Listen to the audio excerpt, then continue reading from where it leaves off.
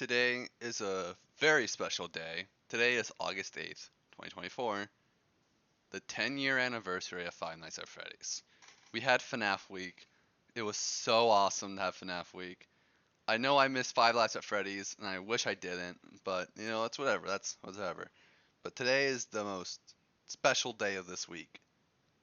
The 10 years of Five Nights at Freddy's. And I just don't know what to say. I don't have anything super big planned. I don't have a big animation planned or a big video plan. I just really want to talk about this franchise. I've been with this franchise for 10 years now. I was there day one. And it feels surreal that this franchise is 10 years old. It's nuts. I remember when I was first introduced to FNAF.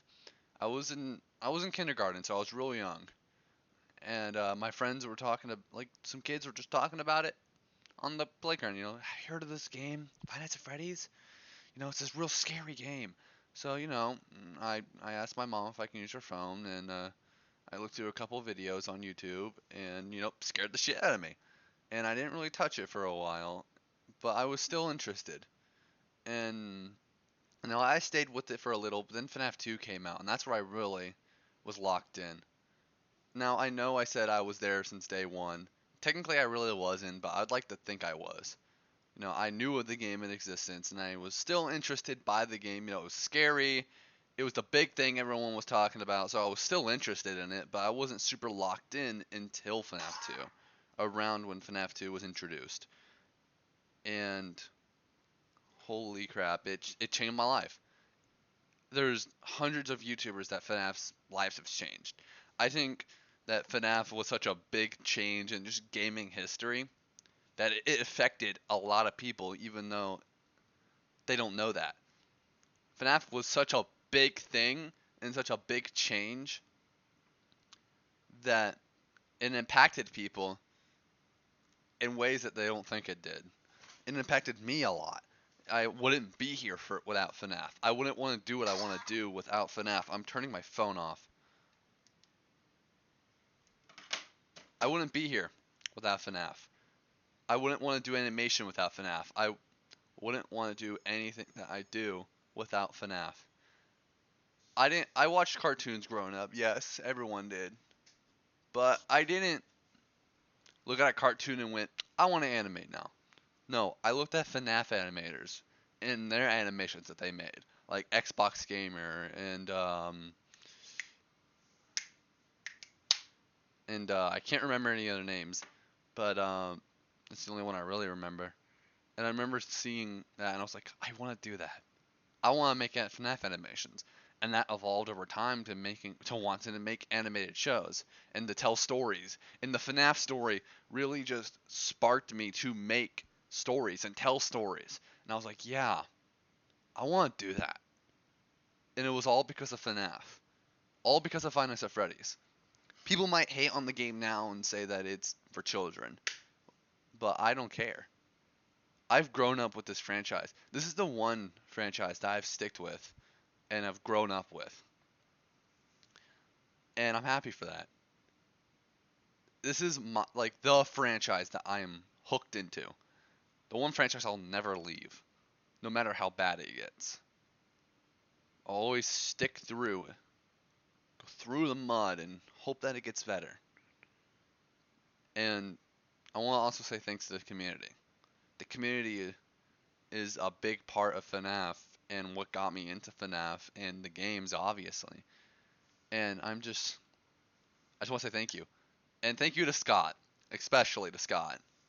Thank you so much for making a game that the community can just work together with, could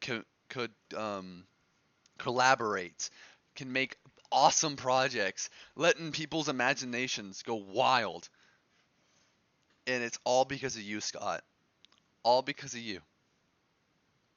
Thank you so much for all the games, everything you've done, the community, the movies, the books, hell, even the books.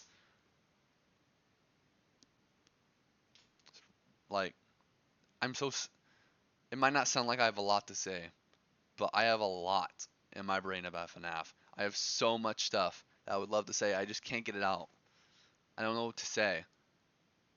There's just so much that I love about this franchise. I can't spill it all out.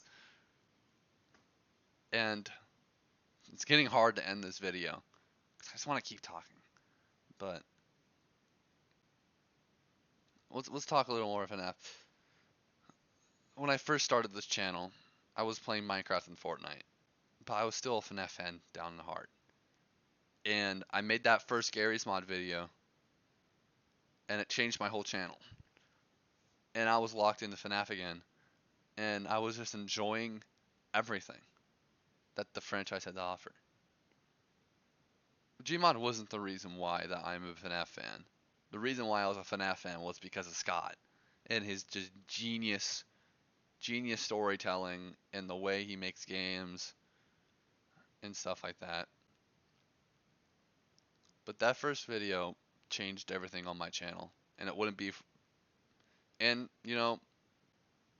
without FNAF or for Scott not taking that leap of faith and making this game, I wouldn't be here. That Gmod wouldn't be here, and I wouldn't know what I want to do. So I have a big pause for that. I played the first games. Fucking scared the shit out of me.